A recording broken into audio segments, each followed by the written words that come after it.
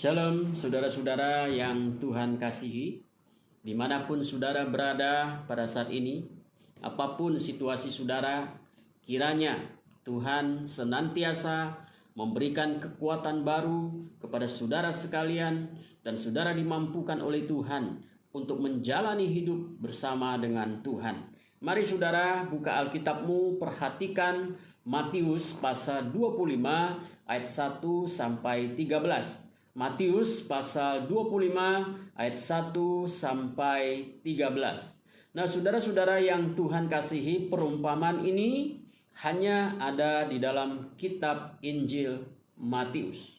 Dan perumpamaan ini muncul dalam konteks akhir zaman.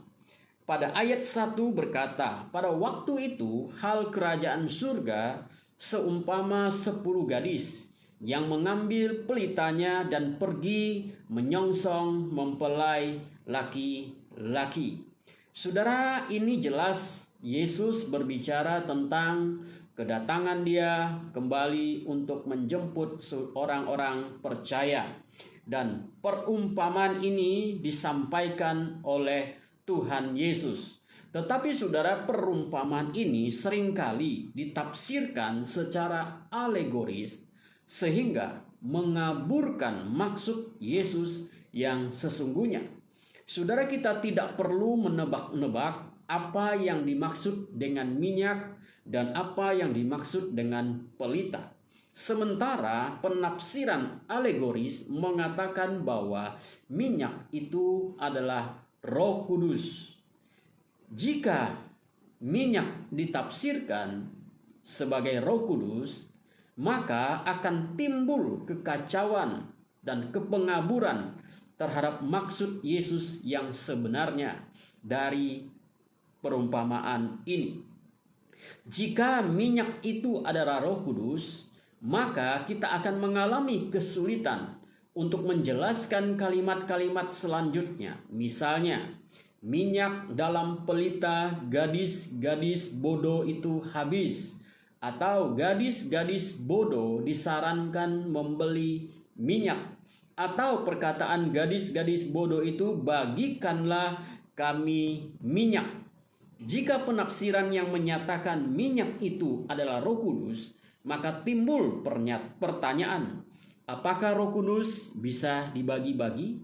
Apakah Roh Kudus bisa dibeli dan bisa dibagi-bagi? Nah, saudara, Roh Kudus memang disimbolkan sebagai minyak. Tetapi Roh Kudus bukanlah minyak, dan tidak semua minyak menunjuk kepada Roh Kudus. Roh Kudus disimbolkan sebagai minyak untuk menyatakan pengurapan Tuhan bagi orang-orang percaya. Saudara-saudara yang Tuhan kasihi, bagi kita yang hidup di zaman ini, tentu perumpamaan ini agak asing bagi kita. Tetapi tidak demikian dengan orang-orang yang mendengarkan Yesus pada waktu itu. Karena saudara, perumpamaan ini mudah dimengerti oleh para pendengar Yesus pada zaman ini. Pada zaman itu, karena ini merupakan budaya mereka. Pada masa itu suatu pernikahan memiliki dua bagian, yaitu pertunangan dan pesta pernikahan. Pada waktu pesta pernikahan, maka mempelai wanita akan didampingi oleh para gadis yang sebaya dengannya untuk menantikan mempelai pria datang menjemputnya. Mempelai pria bisa datang kapan saja pada malam pesta pernikahan. Namun jam berapa dia datang atau kapan dia datang tidak ada kepastian. Mengapa tidak ada kepastian, saudara? Menurut para penafsir, mempelai pria dan keluarganya harus menyelesaikan perjanjian dengan pihak mempelai wanita berkenaan dengan tawar-menawar tentang mas kawin. Ini adalah tradisi orang Yahudi berkenaan dengan mas kawin, dan biasanya hal ini membutuhkan waktu yang cukup lama. ketika tawar-menawar mas kawin ini disepakati bersama, maka pesta pernikahan akan segera dilakukan dan mempelai pria akan datang menjemput mempelai wanita.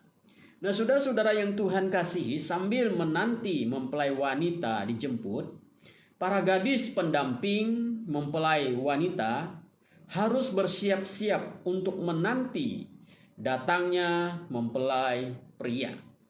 Dan saudara, jadi jelas sekali bahwa perumpamaan ini ditujukan kepada kita sebagai orang-orang percaya yang sedang menantikan kedatangan Yesus kembali untuk menjemput kita semua.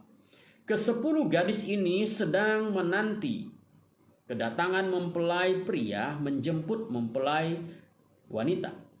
Di antara 10 gadis ini ada 5 yang bijaksana dan ada 5 yang bodoh. 5 gadis yang bodoh membawa pelita tapi tidak membawa minyak, tidak membawa persediaan minyak. Sedangkan 5 gadis yang bijaksana membawa pelita serta minyak sebagai cadangan.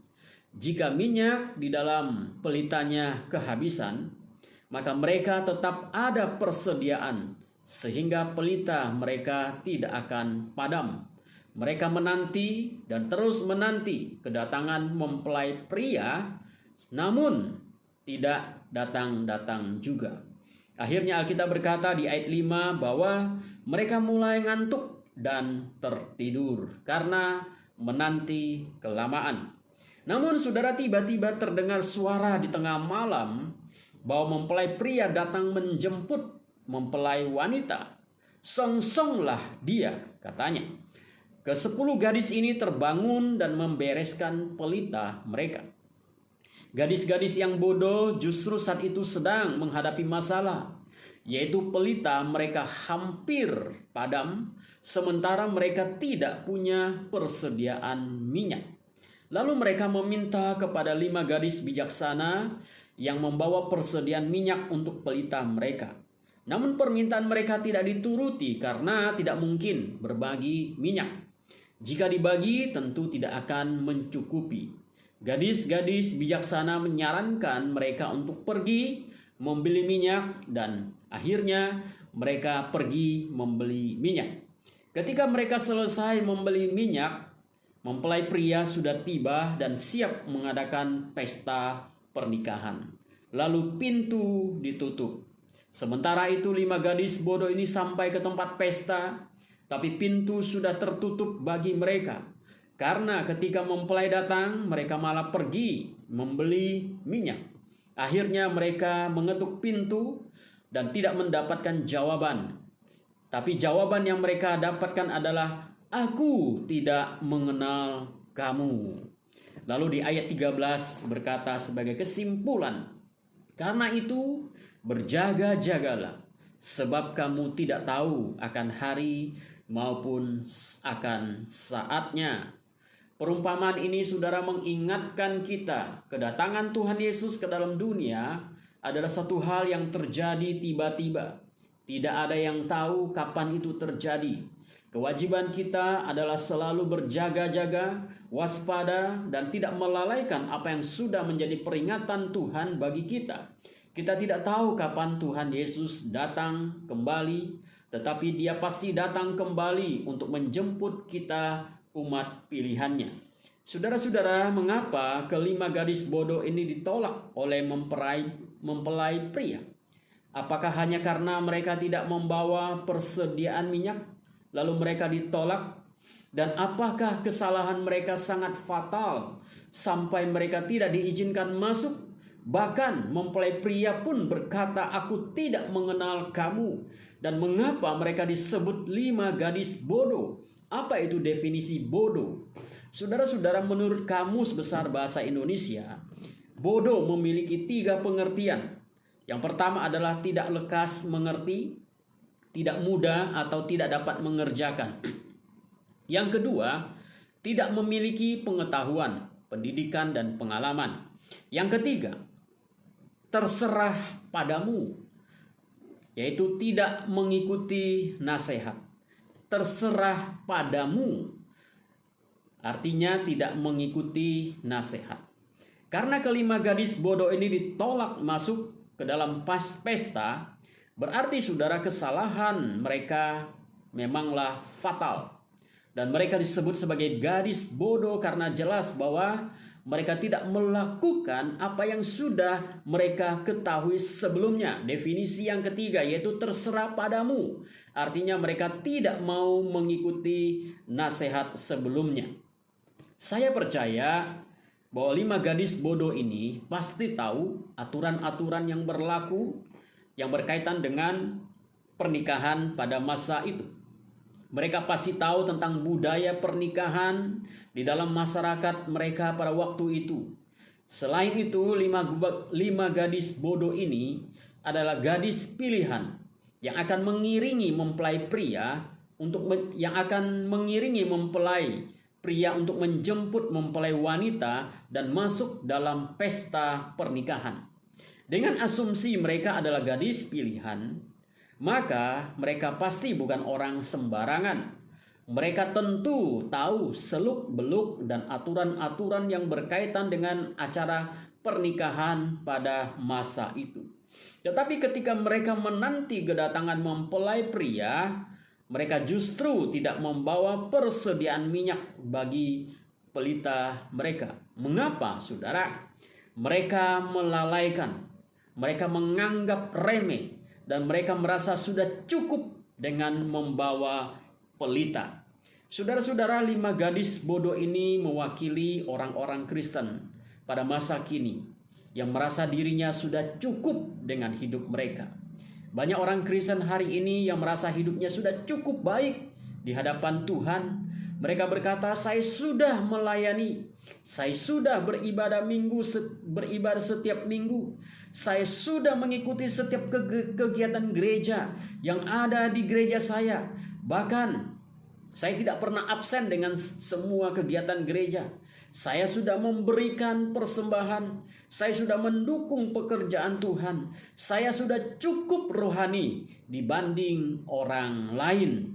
Nah, saudara, kelima gadis bodoh ini merasa diri mereka sudah cukup dengan membawa pelita tanpa persediaan, karena mereka menganggap remeh, mereka melalaikan, dan mereka tidak mau melakukan apa yang sudah mereka ketahui. Saudara-saudara, bukankah di dalam hidup kita seperti 5 gadis ini, 5 gadis bodoh ini?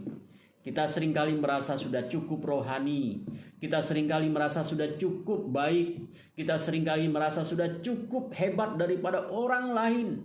Dan sesungguhnya saudara, itu belum cukup.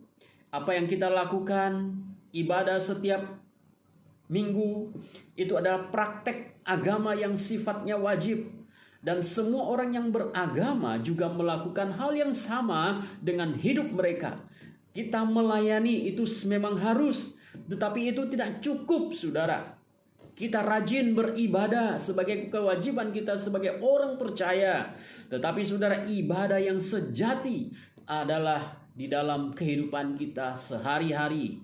Di dalam kehidupan kita sehari-hari, saudara, apakah kita memancarkan karakter Kristus, mencerminkan sifat-sifat Kristus, dan menerapkan nilai-nilai kerajaan surga, atau sebaliknya? Saudara-saudara, mempelai pria berkata, aku tidak mengenal kamu. Saudara, kalimat aku tidak mengenal kamu mengingatkan saya pada Matius pasal 7 ayat 21-23 yang berbunyi demikian. Bukan setiap orang yang berseru kepadaku Tuhan, Tuhan akan masuk ke dalam kerajaan surga, melainkan dia yang melakukan kehendak Bapa-Ku yang di surga. Pada hari terakhir banyak orang akan berseru kepadaku, Tuhan, Tuhan, bukankah kami bernubuat demi namamu, mengusir setan demi namamu, mengadakan banyak mujizat demi namamu juga? Pada waktu itulah aku akan berterus terang kepada mereka dan berkata, aku tidak mengenal kamu, enyalah daripadaku, kamu sekalian pembuat kejahatan. Saudara-saudara, ini peringatan Yesus juga dalam konteks akhir zaman. Mereka mengadakan banyak mujizat, Mereka mengadakan banyak tanda-tanda ajaib, justru diusir oleh Tuhan. Mereka menganggap diri mereka sudah cukup banyak melakukan hal demi Tuhan. Tetapi pada akhirnya justru Tuhan berkata, "Aku tidak mengenal kamu." Mengapa saudara? Karena mereka adalah pelaku kejahatan. Ketika mereka datang kepada Tuhan, mereka berkata, "Tuhan, aku sudah melakukan itu, aku sudah melakukan ini, aku sudah mengusir setan, aku sudah melakukan tanda-tanda ajaib." Mereka merasa sudah cukup hebat, mereka merasa sudah cukup rohani, mereka merasa sudah cukup luar biasa dari orang lain. Tapi Tuhan berkata, "Kalian adalah pelaku kejahatan." Apa sebabnya? Karena mereka tidak mengenal, tidak melakukan kehendak Bapa. Dan ayat 20 Yesus berkata, "Dari buahnya lah kamu akan mengenal mereka." Saudara, mereka tidak menghasilkan buah-buah di dalam kehidupan mereka sebagai orang percaya. Mereka punya karunia yang hebat. Mereka punya karunia mengusir setan, tanda-tanda ajaib. Tapi mereka tidak punya buah roh di dalam hidup mereka. Dan 5 gadis ini juga sama, saudara. Mereka merasa sudah cukup dengan usaha yang mereka lakukan. Mereka mengabaikan, mereka melalaikan apa yang harus mereka sesungguhnya mereka persiapkan, yaitu minyak yang seharusnya mereka persiapan. Mereka pasti sudah tahu mempelai pria akan datang tiba-tiba, tapi mereka tidak mau peduli. Mereka tidak mau tahu karena mereka menganggap sudah cukup, anggap remeh. Nah, saudara-saudara yang Tuhan kasihi, di dalam menantikan kedatangan Yesus kembali, mari saudara kita mempersiapkan diri kita dengan baik, bukan hanya sekedar melakukan praktek-praktek agama, tetapi kita sesungguhnya harus menghidupi apa yang kita imani, dan apa yang kita imani kita praktekkan di dalam hidup kita, sehingga orang melihat ada buah-buah roh yang terpancar di dalam kehidupan kita. Di dalam menantikan kedatangan Yesus Kristus, kita tetap harus melakukan apa yang harus kita lakukan, mempersiapkan diri kita dengan baik, selalu berjaga-jaga secara rohani, jaga kehidupan kita, agar ketika Yesus datang, maka kita akan diterima. Tidak seperti 5 gadis bodoh itu yang ditolak. Kiranya Tuhan berkati saudara sekalian. Amin. Mari kita berdoa. Bapa di dalam surga, terima kasih Tuhan untuk firman-Mu. Kami belajar dari 5 gadis bodoh, 5 gadis bijaksana. Di dalam konteks menantikan kedatangan Kristus datang kembali untuk menjemput orang-orang percaya. Kami berdoa Tuhan bahwa di dalam hari-hari yang kami lalui hari-hari ini, ada banyak pergumulan. Tapi biarlah Tuhan tolong kami supaya kami menjaga kehidupan rohani kami. Kami juga boleh senantiasa menghasilkan buah roh di dalam kehidupan kami. Sehingga ketika Tuhan Yesus datang menjemput kami, kami diterima. Terima kasih Tuhan. Berkati saudara-saudara kami dimanapun mereka saat ini, apapun kondisinya yang menyaksikan video ini, Tuhan berkatilah mereka. Berkati, lindungi, sertai mereka satu persatu. Terima kasih Tuhan. Di dalam nama Yesus kami berdoa. Amin. Tuhan Yesus memberkati saudara sekalian. Amin.